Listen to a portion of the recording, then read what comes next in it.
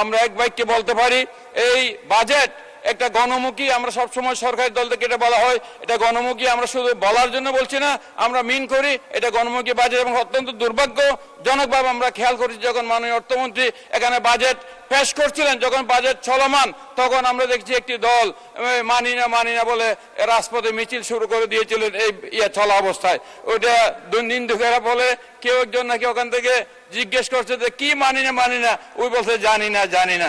আসলে এইভাবে যেভাবে প্রত্যেকটি ভালো, এখানে আমি অত্যন্ত দুঃখের সাথে বলতে হয় আমাদের মাননীয় বিরোধী দলের বন্ধুরা একটা বাজেটে একটাও কি ভালো দিক দেখেন নাই যেটার প্রশংসা ওনারা করতে পারেন। যে ওনারা যারাই বক্তব্যে উঠেছেন তারাই এই বাজেট নিয়ে সমালোচনা করছেন, বাইরে করছেন, ঘরে করছেন। এবং কালকে একটা অত্যন্ত দুঃখজনক বক্তব্য দেখলাম, একজন মাননীয় বিরোধী দলের সংসদ সদস্য প্রার্থী ছিলেন, জনগণ কর্তৃক প্রত্যাখ্যাত হয়ে উনি এমপি নির্বাচিত হতে পারেন নাই। উনি কালকে বক্তব্য রাখছেন এই সংসদ ভেঙে দেন, এই সংসদ প্রয়োজন নাই। এইরকম অগণতান্ত্রিক ফেসিবাদী চরিত্র আমরা আমাদের বিরোধী দলের পক্ষ থেকে আশা করি না। আমার বিরোধী দলের মাননীয় বিরোধী দলের নেতা সবসময় বলছেন যে আমরা সরকারের ভালো কাজের সমর্থন করব।